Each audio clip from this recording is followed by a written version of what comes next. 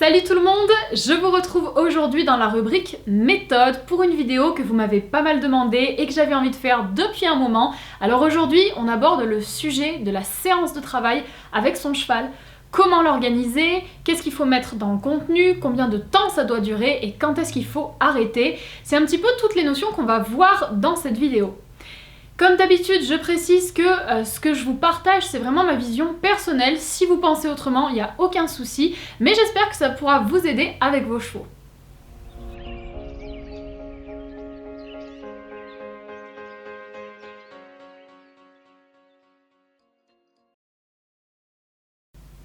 Pour vous organiser, vous pouvez commencer par imaginer dans votre tête que vous découpez votre séance en phases ou en grandes parties.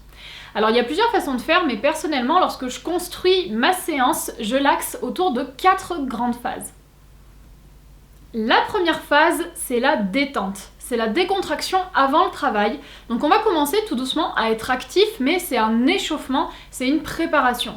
C'est aussi un bon moment pour que le cheval prenne contact avec son environnement, comme ça si jamais il ne le connaît pas, ça lui permet de se poser et de regarder un petit peu tout ce qui se passe autour. Chaque cheval est différent par rapport à la détente. Par exemple, je sais que Chanel, elle a besoin d'un grand moment pour se mettre dans le travail, donc je vais faire une détente qui sera beaucoup plus longue avec elle que je ne le fais avec la DAC. Après la détente, on rentre dans la deuxième phase, c'est-à-dire le début du travail. Là, on va revoir des choses qui sont acquises et on va démarrer sur des exercices que le cheval connaît. Dans cette phase-là, il ne va pas y avoir de mise en difficulté, on va juste demander au cheval d'être actif et de faire des choses en donnant des bonnes réponses. On arrive ensuite à la troisième phase, le cœur de la séance. Et c'est là qu'on va pouvoir demander des choses nouvelles ou des choses un petit peu plus difficiles. À partir de là, on va être un peu plus exigeant avec le cheval et on va pouvoir augmenter le niveau.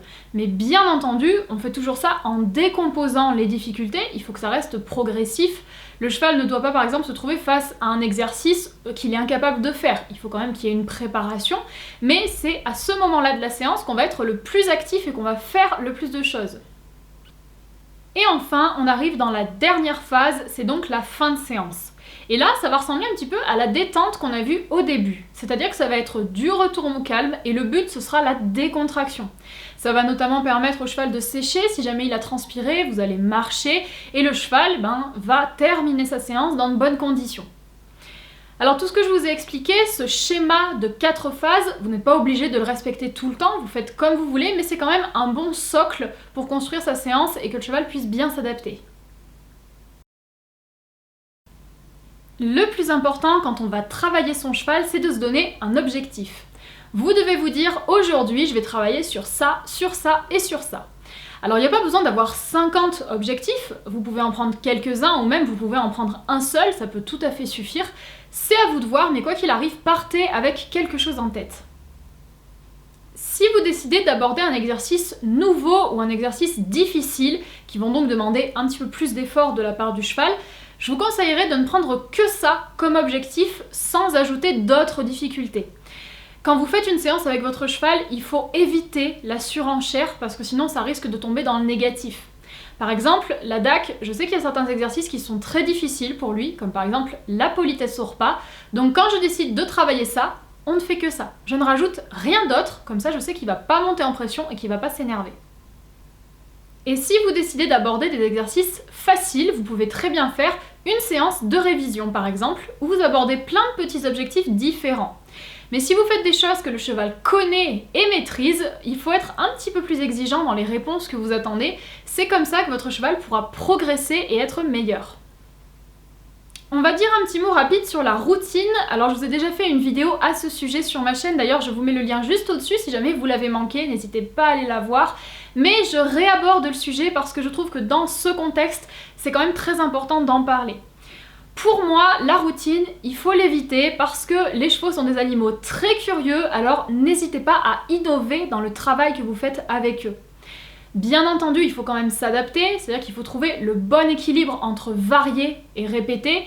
Un cheval avec lequel on varie tout le temps, suivant son caractère, ça peut peut-être le faire stresser, et à l'inverse, le cheval avec lequel on répète tout le temps, il va s'ennuyer. Donc regardez comment votre cheval réagit et adaptez-vous, mais essayez quand même d'éviter la routine.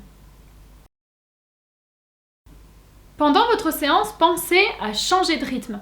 Il faut alterner les moments d'action et les moments plus calmes. Par exemple, si vous travaillez sur une désensibilisation qui se passe à l'arrêt, faut pas que ça dure 1 heure, sinon le cheval forcément il va décrocher. Donc vous pouvez alterner avec par exemple des cercles en mouvement. De cette façon, votre cheval restera frais et disponible. Mais quoi qu'il arrive, n'oubliez pas les pauses parce que c'est très important. Prenez des moments où vous marchez par exemple, ou même vous êtes à l'arrêt et vous ne regardez plus le cheval, vous ne lui demandez plus rien et pendant quelques minutes vous lui fichez la paix. Ça va permettre de réguler la pression et de faire un retour au calme. Et surtout, ça va permettre au cheval de se poser et de réfléchir, ce qui est vraiment important pour la suite. Maintenant, on va parler du bon moment pour arrêter sa séance. Et pour ça, il va y avoir 2 éléments qui vont nous aider à déterminer ce moment. Alors ça peut venir de la part du cavalier, et en général c'est le cas, mais ça peut aussi venir de la part du cheval de temps en temps, et je pense que c'est important d'en parler. Vous pouvez décider d'arrêter votre séance si le cheval a réussi un exercice qui est difficile, qui lui a demandé un gros effort, comme ça il savourera encore plus qu'on arrête de travailler. Ou à l'inverse, si votre cheval a des difficultés, repassez par un exercice facile, comme ça il le réussira bien parce qu'il le maîtrise, et là vous arrêterez et ça récompensera le comportement. Mais quoi qu'il arrive, essayez toujours de finir vos séances sur une note positive pour que ça entretienne la motivation et le plaisir. Mais surtout, essayez de ne pas être trop gourmand, de ne pas trop en vouloir. Mieux vaut avancer petit à petit positivement que de vouloir en faire tout d'un coup et risquer de tomber dans le négatif. On va donc maintenant parler d'une notion un petit peu spéciale, c'est lorsque le cheval demande lui-même à arrêter. Je ne sais pas s'il y a d'autres cavaliers qui le font, mais en tout cas moi j'y fais vraiment attention. Lorsque le cheval demande à arrêter, qu'il en a marre, que vous sentez qu'il veut s'en aller, je pense qu'il faut en tenir compte ensuite pour la suite de la séance. Il peut y avoir 2 configurations. Si le cheval demande subtilement, c'est-à-dire qu'il a envie de sortir mais il s'impose pas, il vous fait juste comprendre doucement qu'il aimerait bien arrêter. Quand c'est comme ça, personnellement, je fais un dernier exercice, mais un exercice qui demande quand même un petit peu d'effort. Et quand le cheval le réussit, on arrête tout.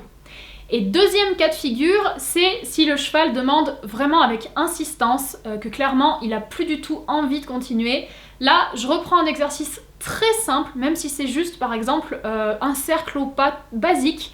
Il le réussit et là, on peut arrêter. Alors cette notion de cheval qui demande à arrêter, moi je sais que ça m'arrive assez souvent avec mes poneys. Au début, il me le faisait beaucoup, c'est-à-dire qu'il regardait la porte, et donc ça voulait dire qu'il voulait arrêter. Et moi en général je les écoutais pas, je continuais à faire ma séance parce que j'avais prévu une séance précise et je voulais aller au bout. Et en général, une fois qu'ils avaient demandé et qu'ils voyaient que je les écoutais pas, les séances se finissaient pas très bien, j'avais pas des super résultats et les poneys ne voulaient pas forcément revenir avec moi la fois d'après. Maintenant, je sais que quand mes poneys m'indiquent la porte, alors c'est très subtil, hein, c'est juste un petit coup d'œil, mais je sais que ça y est, on a fait une séance, ça leur va, ils n'ont pas forcément envie de continuer. Donc voilà, je fais un petit exercice, on arrête, donc je respecte leur choix, je les écoute et vraiment, je sens qu'ils sont beaucoup mieux et les séances se passent mieux, les séances prochaines, ils ont plus de motivation, ils ont plus d'envie. Donc je trouvais que c'était important de vous en parler parce qu'on est en équitation éthologique, on parle beaucoup d'écoute et de respect et je pense que ça, c'est en faire preuve.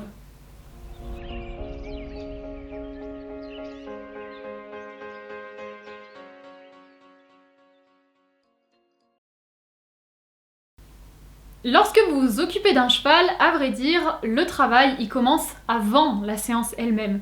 Déjà, lorsque vous allez le chercher, lorsque vous le pensez, lorsque vous le préparez, d'abord ça vous permet de jauger le cheval.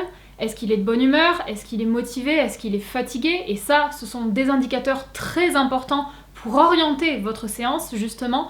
Mais surtout, il ne faut jamais oublier qu'il y a quand même des notions qu'on travaille tout le temps, même quand on est hors séance. C'est la politesse et le respect, ça on le travaille à chaque seconde. Et c'est vrai qu'il y a beaucoup de cavaliers qui ont tendance à l'oublier un petit peu lorsqu'ils sortent de l'aire de travail. Ils sont très concentrés, très connectés lorsqu'ils sont dans la carrière. Et lorsqu'ils sortent, ils ne font plus attention et ça il ne faut pas tomber dans le piège parce que le respect ça doit être là tout le temps. Une autre notion qu'on va aborder rapidement, c'est celle de l'adaptation qui est vraiment primordiale. Écoutez votre cheval, soyez attentif parce que c'est lui en grande partie qui va vous guider sur comment construire votre séance. Profitez de son envie pour faire des choses, essayez d'exploiter son intérêt et sa curiosité pour proposer des exercices et quoi qu'il arrive, essayez toujours d'entretenir une bonne atmosphère. Si jamais votre cheval s'énerve, détendez-vous, détendez la situation et ça devrait s'améliorer. Pensez aussi à toujours décomposer les difficultés. Il ne faut pas que le cheval se retrouve face à un exercice infaisable. Lorsqu'il réussit quelque chose, augmentez un petit peu le niveau au fur et à mesure et si jamais il a du mal, baissez vos exigences. Moi par exemple, je sais que ça m'arrive très souvent de partir sur une séance avec des objectifs en tête et au final, je me rends compte que j'en ai fait que la moitié. Tout simplement parce que si j'avais augmenté le niveau, le cheval se serait peut-être perdu, il aurait été trop en difficulté si on avait continué. Donc j'ai préféré arrêter, baisser mes exigences, je me suis adaptée et au final, on n'a peut-être pas rempli tous les objectifs avec le cheval, mais on a fait une super séance et c'est ça qui est important. Au niveau de la durée, personnellement, je vous conseillerais de ne pas vous en fixer tout simplement. L'important, c'est de faire une séance qui soit positive et constructive. Mieux vaut faire 15 minutes qui soient top plutôt qu'une heure qui soit mauvaise. Mais si vous voulez quand même une moyenne, je pense que 30-45 minutes, c'est bien. Alors en général, si vous êtes avec un jeune cheval, il vaut mieux privilégier des séances très courtes, mais chaque individu est différent. Comme on disait tout à l'heure, il faut s'adapter, donc faites en fonction du cheval que vous avez en face de vous. Mais quoi qu'il arrive, pensez bien que si votre séance est trop longue, vous risquez de ne pas laisser un très bon souvenir au cheval parce qu'on peut vite tomber dans l'agacement, dans l'énervement, dans l'ennui et c'est pas ce qu'on cherche. Pour ce qui est de la régularité des séances, moi je sais que je ne suis pas forcément régulière parce que les chevaux n'oublient rien, ils ont une excellente mémoire et en général ce qui est acquis, ça le reste. Alors si votre cheval n'a pas travaillé pendant un grand moment, bon bien sûr il va peut-être être un petit peu rouillé lorsque vous allez le reprendre, mais c'est pas grave parce que les grandes choses qu'il a appris normalement seront toujours là. Alors bien entendu, mieux vaut des séances régulières quand même parce que le cheval progresse plus vite, mais vous n'êtes pas obligé.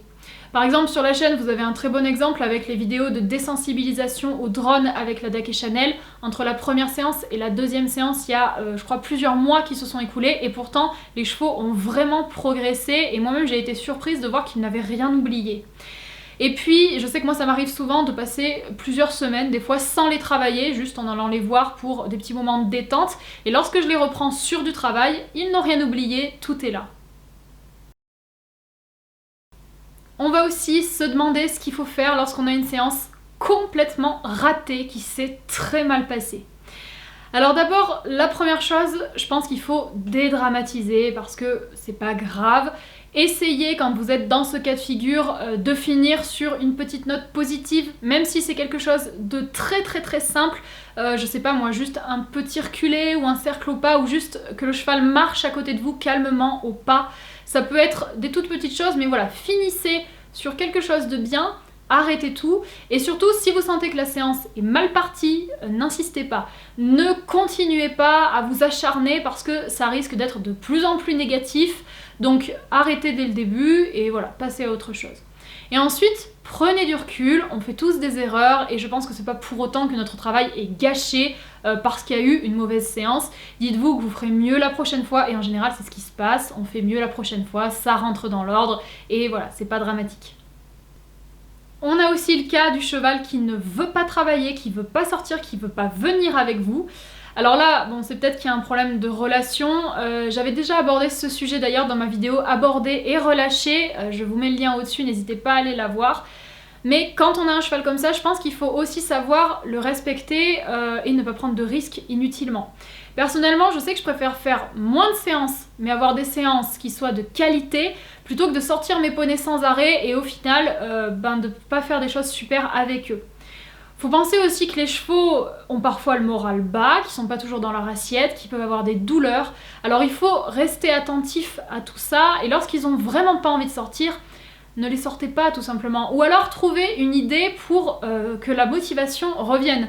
Par exemple, la Daké Channel, lorsqu'ils montrent qu'ils n'ont pas envie de travailler, on va faire une balade et en général, la motivation est là, ils ont très envie et ils sont de nouveau partants. Et il y a un dernier cas de figure, c'est celui où nous, les cavaliers, on n'est pas en forme, on arrive à l'écurie en étant énervé, en colère, tendu. Et quand c'est comme ça, à mon sens, mieux vaut ne pas se lancer dans une séance. Allez voir votre cheval, gratouillez-le au pré, passez du temps avec, occupez-vous-en, mais mieux vaut ne pas se lancer dans une séance parce que si vous n'êtes pas bien, vous allez mettre le cheval en difficulté à cause de vos émotions et ça risque de mal se passer, alors mieux vaut ne pas prendre le risque. Donc voilà quelques conseils pour organiser et gérer une séance de travail avec votre cheval. Cette vidéo aura été un petit peu longue, mais j'avais vraiment envie d'aller au fond du sujet et d'explorer un petit peu toutes les éventualités. Donc j'espère que ça vous aura intéressé et que ça vous aura donné éventuellement quelques pistes qui vous aideront avec vos chevaux. Maintenant, vous connaissez donc ma façon de faire, mais j'avoue que personnellement, je construis quand même essentiellement mes séances au feeling en fonction des poneys. Alors, essayez de faire la même chose, essayez de sentir ce dont ils ont besoin, ce dont ils ont envie, restez à l'écoute et surtout, essayez toujours de rester dans une dynamique positive avec vos chevaux. Je vais m'arrêter là pour aujourd'hui et je vous dis à très bientôt dans une prochaine vidéo.